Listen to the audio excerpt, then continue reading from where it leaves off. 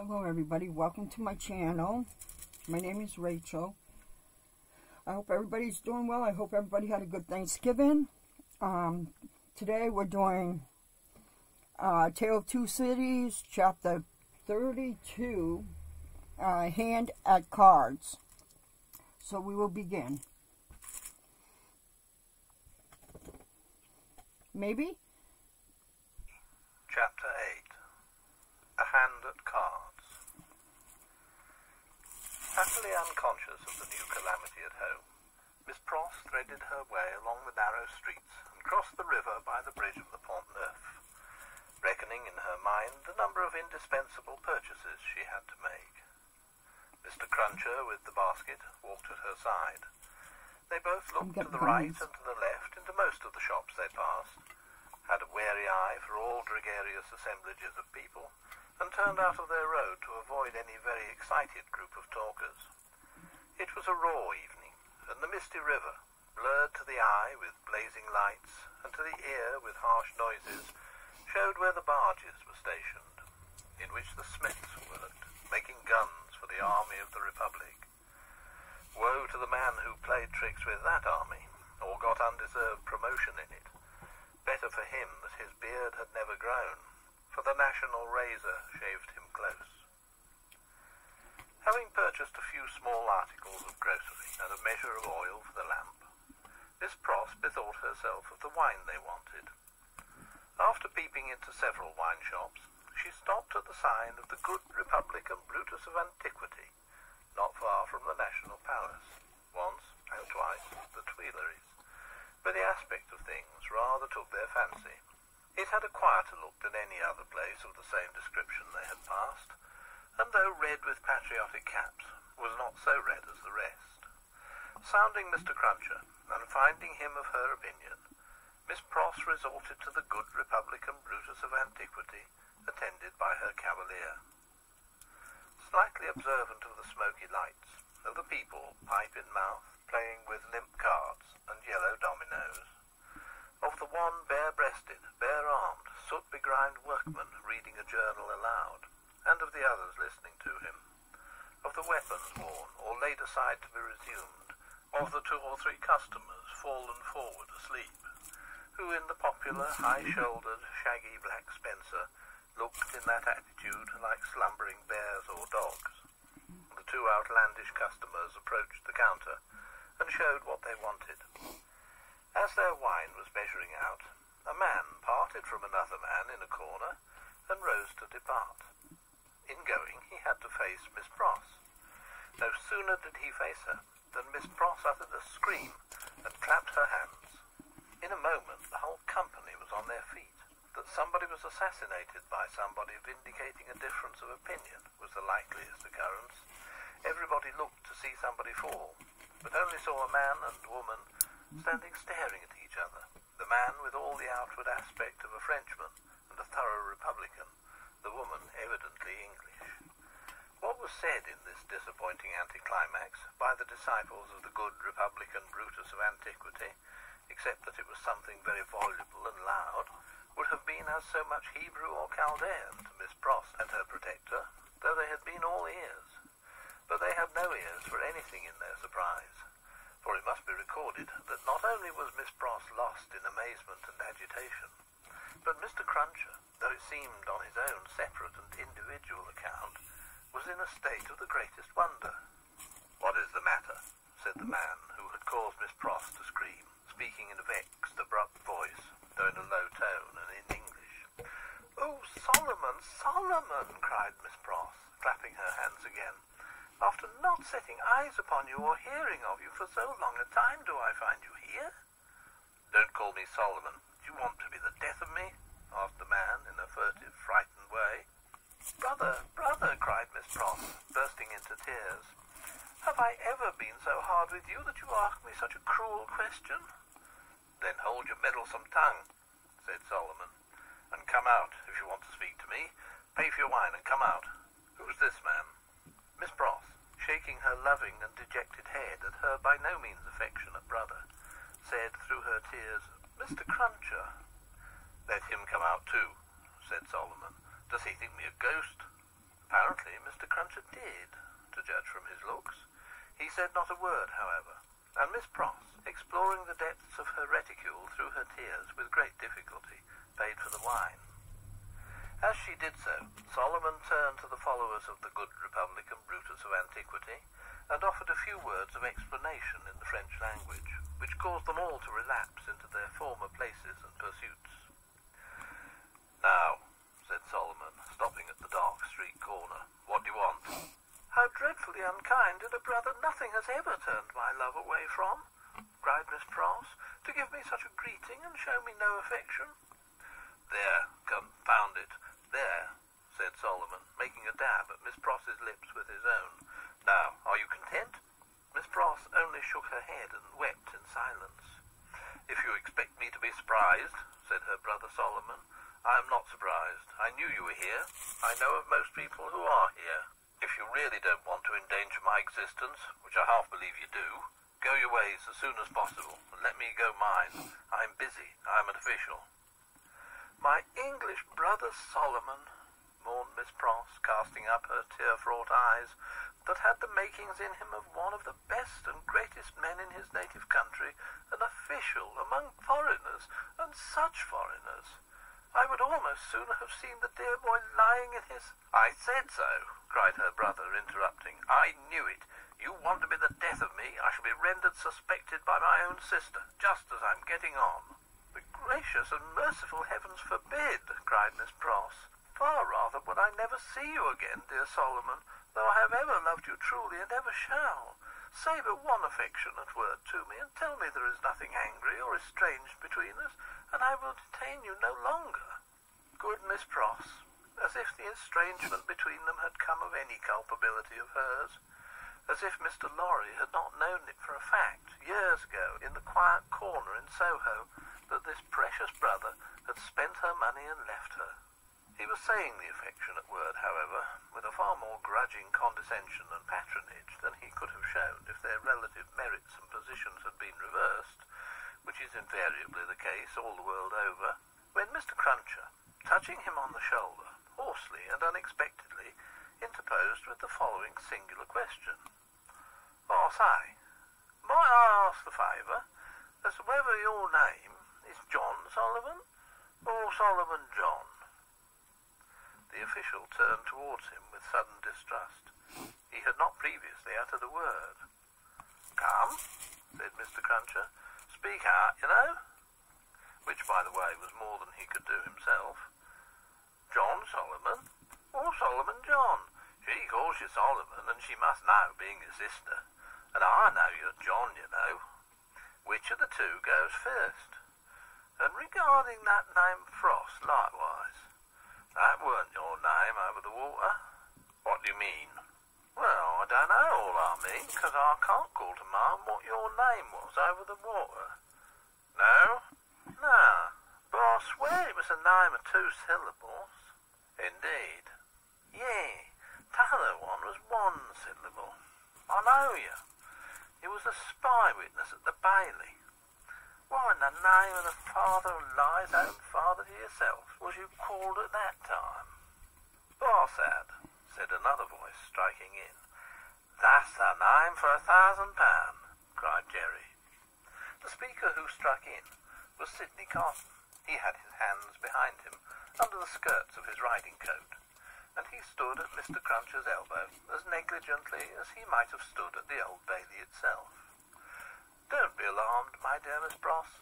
I arrived at Mr. Lorry's to his surprise yesterday evening. We agreed that I would not present myself elsewhere until all was well, or until I could be useful. I present myself here to beg a little talk with your brother. I wish you had a better employed brother than Mr. Barsad. I wish for your sake Mr. Barsad was not a sheep of the prisons." Sheep was a cant word at the time for a spy under the jailers. The spy, who was pale, turned paler, and asked him how he dared. "I'll tell you," said Sidney. "I lighted on you, Mr. Barsad, coming out of the prison of the Conciergerie, when I was contemplating the walls an hour or more ago. You have a face to be remembered, and I remember faces well. Made curious by seeing you in that connection, and having a reason to which you are no stranger, for associating you with the misfortunes of a friend, now very unfortunate, I walked in your direction. I walked into the wine shop here, close after you, and sat near you. I had no difficulty in deducing from your unreserved conversation, and the rumour openly going about among your admirers, the nature of your calling. And gradually what I had done at random seemed to shape itself into a purpose, Mr. Barsad. What purpose? The spy asked. It would be troublesome and might be dangerous to explain it in the street. Could you favour me in confidence with some minutes of your company at the office of Tellson's Bank, for instance? Under a threat? Oh, did I say that? Then why should I go there? Really, Mr. Barsad, I can't say if you can't. Do you mean that you won't say, sir? The spy irresolutely asked. You apprehend me very clearly, Mr. Barsad. I won't. Carton's negligent recklessness of manner came powerfully in aid of his quickness and skill in such a business as he had in his secret mind, and with such a man as he had to do with. His practised eye saw it and made the most of it. Now, I told you so, said the spy, casting a reproachful look at his sister. If any trouble comes of this, it's your doing. Come, come, Mr. Barsad, exclaimed Sidney. Don't be ungrateful. But for my great respect for your sister, I might not have led up so pleasantly to a little proposal that I wish to make for our mutual satisfaction. Do you go with me to the bank? I'll hear what you've got to say. Yes, I'll go with you. I propose that we first conduct your sister safely to the corner of her own street. Let me take your arm, Miss Pross. This is not a good city at this time for you to be out unprotected, and as your escort knows Mr. Barsad, I will invite him to Mr. Lorry's with us. Are we ready? Come then. Miss Pross recalled soon afterwards, and to the end of her life remembered, that as she pressed her hands on Sidney's arm, and looked up in his face, imploring him to do no hurt to Solomon, there was a braced purpose in the arm, and a kind of inspiration in the eyes, which not only contradicted his light manner, but changed and raised the man. She was too much occupied then with fears for the brother who so little deserved her affection, and with Sidney's friendly reassurances adequately to heed what she observed. They left her at the corner of the street, and Carton led the way to Mr. Lorry's, which was within a few minutes' walk. John Barsad, or Solomon Pross, walked at his side. Mr. Lorry had just finished his dinner, and was sitting before a cheery little log or two of fire, perhaps looking into their blaze for the picture of that younger elderly gentleman from Tellson's, who had looked into the red coals of the Royal George at Dover, now a good many years ago. He turned his head as they entered, and showed the surprise with which he saw a stranger. "Miss Pross's brother, sir," said Sidney. "Mr. Barsad." "Barsad?" repeated the old gentleman. "Barsad? I have an association with the name and with the face." "I told you you had a remarkable face, Mr. Barsad," observed Carton coolly. "Pray sit down." As he took a chair himself, he supplied the link that Mr. Lorry wanted, by saying to him with a frown, "Witness at that trial." Mr. Lorry immediately remembered, and regarded his new visitor with an undisguised look of abhorrence. "Mr. Barsad has been recognized by Miss Pross as the affectionate brother you have heard of," said Sidney, "and has acknowledged the relationship. I pass the worst news. Darnay has been arrested again." Struck with consternation, the old gentleman exclaimed, "What do you tell me? I left him safe and free within these 2 hours, and am about to return to him." "Arrested for all that. When was it done, Mr. Barsad?" "Just now, if at all." "Mr. Barsad is the best authority possible, sir," said Sidney, "and I have it from Mr. Barsad's communication to a friend of Brother Sheep, over a bottle of wine, that the arrest has taken place.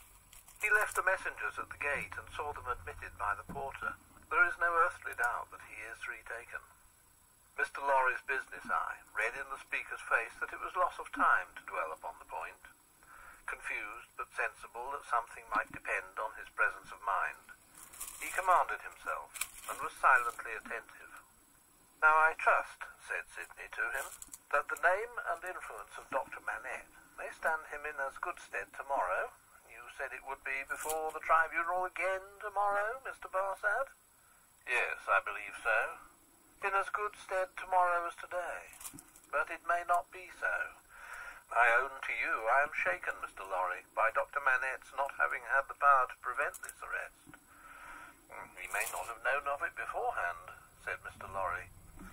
"But that very circumstance would be alarming when we remember how identified he is with his son-in-law." "That's true," Mr. Lorry acknowledged, with his troubled hand at his chin and his troubled eyes on Carton. "In short," said Sidney, "this is a desperate time, when desperate games are played for desperate stakes. Let the doctor play the winning game.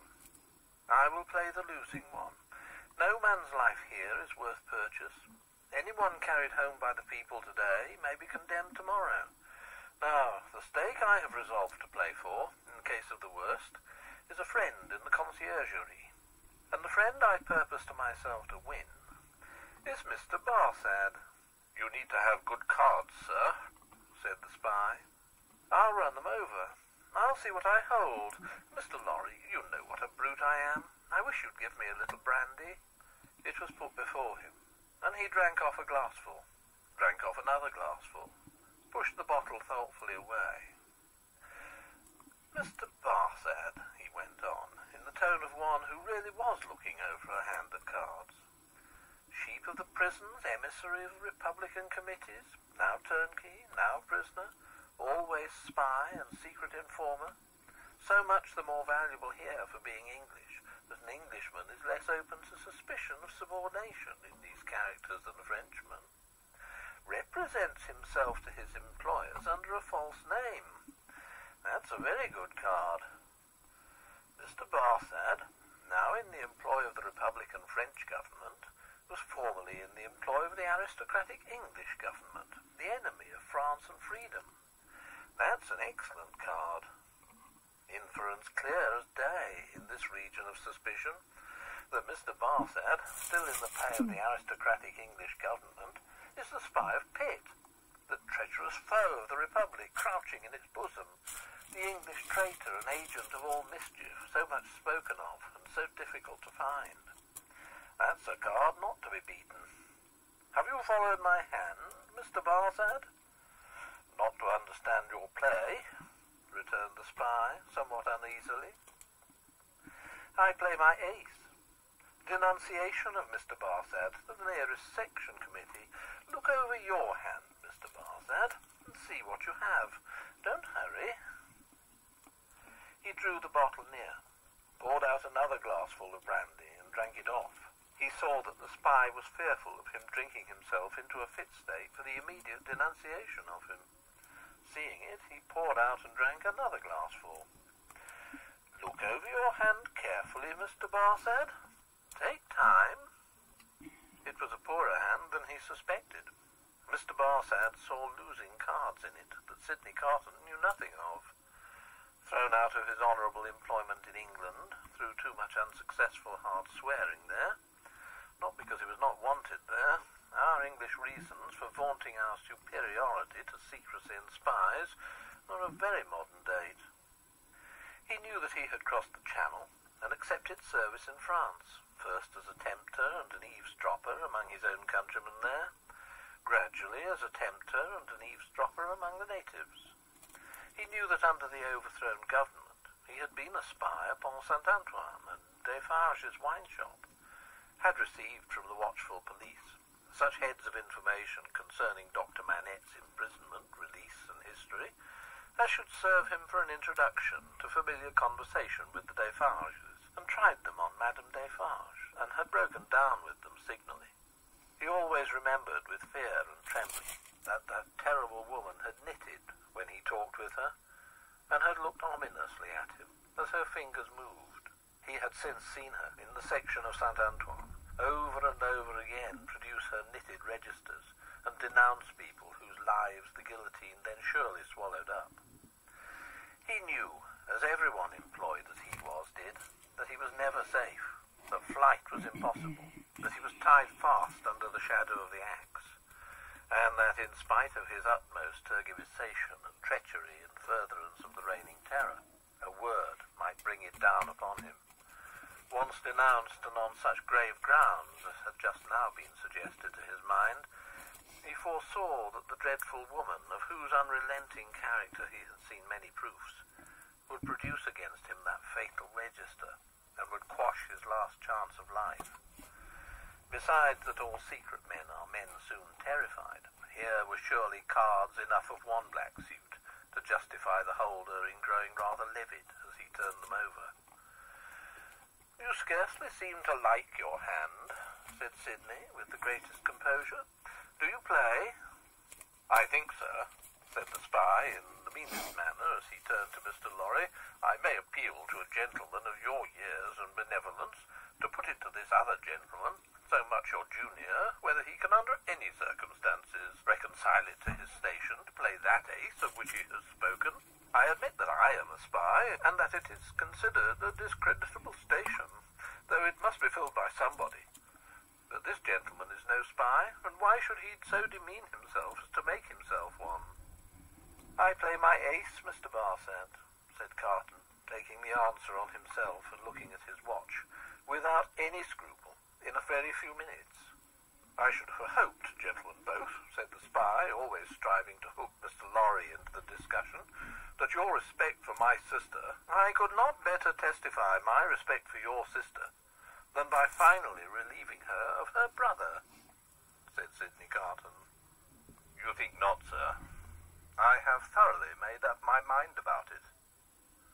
The smooth manner of the spy, curiously in dissonance with his ostentatiously rough dress, and probably with his usual demeanour, received such a check from the inscrutability of Carton, who was a mystery to wiser and honester men than he, that it faltered here and failed him. While he was at a loss, Carton said, resuming his former air of contemplating cards, "And indeed, now I think again, I have a strong impression that I have another good card here, not yet enumerated. That friend and fellow sheep, who spoke of himself as pasturing in the country prisons. Who was he?" "French. You don't know him," said the spy quickly. "French, eh?" repeated Carton, musing and not appearing to notice him at all, though he echoed his word. "Well, he may be." "Is, I assure you," said the spy, "though it's not important." "Though it's not important," repeated Carton, in the same mechanical way. "Though it's not important. No, it's not important. No, yet I know the face." "I think not. I'm sure not. It can't be," said the spy. "It can't be," muttered Sidney Carton retrospectively, and filling his glass, which fortunately was a small one, again. "Can't be. Spoke good French, yet like a foreigner, I thought." "Provincial," said the spy. "No, foreign," cried Carton, striking his open hand on the table, as a light broke clearly in his mind. "Cly. Disguised, but the same man. We had that man before us at the Old Bailey." "Now, there you are hasty, sir," said Barsad, with a smile that gave his aquiline nose an extra inclination to one side. "There you really give me an advantage over you. Cly, who I will unreservedly admit at this distance of time was a partner of mine, has been dead several years. I attended him in his last illness. He was buried in London at the Church of St. Pancras in the Fields. His unpopularity with the blackguard multitude at the moment prevented my following his remains, but I helped to lay him in his coffin." Here Mr. Lorry became aware, from where he sat, of a most remarkable goblin shadow on the wall. Tracing it to its source, he discovered it to be caused by a sudden extraordinary rising and stiffening of all the risen and stiff hair on Mr. Cruncher's head. "Let us be reasonable," said the spy, "and let us be fair. To show you how mistaken you are, and what an unfounded assumption yours is, I will lay before you a certificate of Clyde's burial, which I happen to have carried in my pocket-book. With a hurried hand, he produced and opened it. Ever since. There it is. Oh, look at it, look at it. You may take it in your hand. It's no forgery. Here Mr. Lorry perceived the reflection on the wall to elongate, and Mr. Cruncher rose and stepped forward. His hair could not have been more violently on end if it had been that moment dressed by the cow with the crumpled horn in the house that Jack built. Unseen by the spy, Mr. Cruncher stood at his side and touched him on the shoulder like a ghostly bailiff. "That there Roger Cly, master," said Mr. Cruncher with a taciturn and iron-bound visage. "So you put him in his coffin?" "I did." "Who took him out of it?" Barsad leant back in his chair and stammered, "What do you mean?" "I mean," said Mr. Cruncher, "that he warn't never in it. No, not he. I'd have my head took off if he were ever in it." The spy looked round at the two gentlemen. They both looked in unspeakable astonishment at Jerry. "I'll tell you," said Jerry, "that you buried paving stones and earth in that there coffin. Don't you go and tell me that you buried Cly. It was a take-in. Me and two more knows it." "How do you know it?" "What's that to you, ecod?" growled Mr. Cruncher. "It's you I've got an old grudge against, is it, with your shameful impositions upon tradesmen? I'll catch hold of your throat and choke you for half a guinea." Sidney Carton, who, with Mr. Lorry, had been lost in amazement at this turn of the business, here requested Mr. Cruncher to moderate and explain himself. "Another time, sir," he returned evasively. "The present time is ill-convenient for explaining. What I stand to is that he knows full well what that there Cly was never in that there coffin. Let him say he was in so much of a word of one syllable, and I'll either catch hold of his throat and choke him for half a guinea." Mr. Cruncher dwelt upon this as quite a liberal offer. "While out and announce him." "I see one thing," said Carton. "I hold another card, Mr. Barsad. Impossible here in raging Paris, with suspicion filling the air, for you to outlive denunciation when you are in communication with another aristocratic spy of the same antecedents as yourself, who, moreover, has the mystery about him of having feigned death and come to life again. A plot in the prisons of the foreigner against the Republic. A strong card. A certain guillotine card. Do you play?" "No," returned the spy. "I throw up. I confess that we were so unpopular with the outrageous mob, I only got away from England at the risk of being ducked to death. And the Cly was so ferreted up and down that he never would have got away at all but for that sham. Now, how this man knows it was a sham is a wonder of wonders to me." "Never you trouble your head about this man," retorted the contentious Mr. Cruncher. "You'll have trouble enough with giving your attention to that gentleman. And look here, once more." Mr. Cruncher could not be restrained from making rather an ostentatious parade of his liberality. "I'd catch hold of your throat and choke you for half a guinea." The sheep of the prisons turned from him to Sidney Carton, and said with more decision, "It has come to a point. I go on duty soon and can't overstay my time. You told me you had a proposal. What is it? Now, it's no use asking too much of me. Ask me to do anything in my office, putting my head in great extra danger, and I had better trust my life to the chances of a refusal than the chances of consent. In short, I should make that choice. You talk of desperation. We're all desperate here. Remember, I may denounce you if I think proper, and I can swear my way through stone walls, and so can others. Now, what do you want with me?" "Not very much. You're a turnkey at the conciergerie." "I tell you once and for all there is no such thing as an escape possible," said the spy firmly. "Why need you tell me what I have not asked? You are a turnkey at the conciergerie." "I am sometimes." "You can be when you choose?" "I can pass in and out when I choose." Sidney Carton filled another glass with brandy, poured it slowly out upon the hearth, and watched it as it dropped. It being all spent, he said, rising, "So far, we have spoken before these two, because it was as well that the merits of the cards should not rest solely between you and me. Come into the dark room here, and let us have one final word, alone."